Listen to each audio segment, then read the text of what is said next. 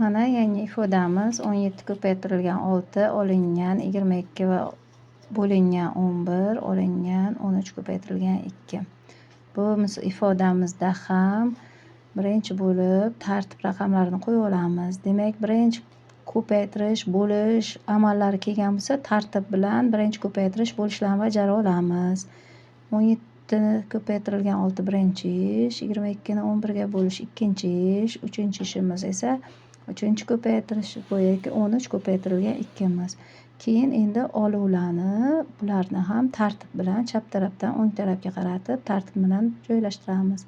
To'rtinchi ish 17 ko'paytirilgan 6 ning javobidan 22 bo'lingan 11 ni javobini ayiramiz. Keyingi ishimiz yana 5-ishimiz oluv. Manaki 5-ish bilan bajaramiz. Birinchi ish mana ko'paytirib 17 ni 6 ga ko'paytiramiz. 6 kara 7 42, ikkisini yozdik. To'rtisi dilda 6 kara 1 6, to'rt dildagi bilan 10 javob 102 chiqdi.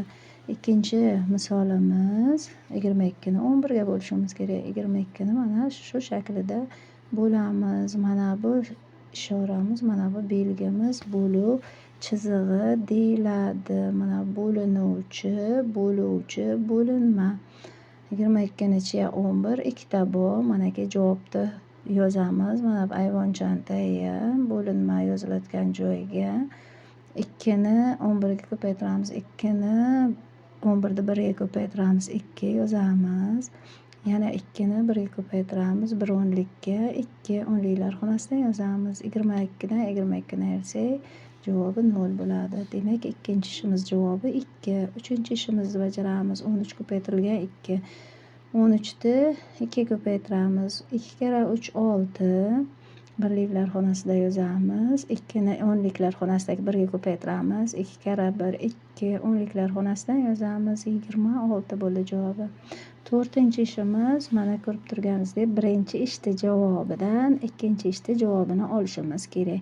Birinchi ishimiz 102 ga, ikkinchi ishimiz 2 ga teng edi. Demak, to'rtinchi ishda 102 sonidan 2 ni ayirsak, javobimiz 100 qoladi.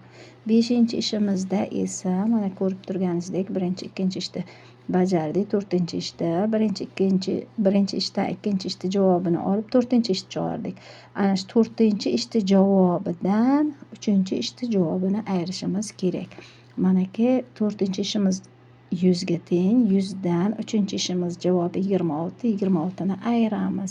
100 dan 26 ni olsak, mana 0 dan 6, 0 birlikdan 6 birlikda olib bo'lmaydi. Shuning uchun o'nliklar xonasi ham 0 ekan. Yuzliklar xonasidagi 1 dan qarz olamiz. Demak, bu o'nliklar xonasiga 10 bo'lib o'tadi. 10 dan qarz olamiz. 10 o'nlikdan bitta qarz olamizda birliklar xonasiga beramiz. Demak, birliklar xonasida 10 ta birlik bo'ladi. O'nliklar xonasida 9 ta o'nlik qoladi. Demak, 10 ta birlikdan 6 ni olsak 4, 9 ta o'nlikdan 2 ni olsak 1, 7. Javobimiz yuzlar xonasi birimizdan qarz olganimiz uchun 0 bo'lib qoluvdi. Javobimiz 74 bo'ldi. Mana 74.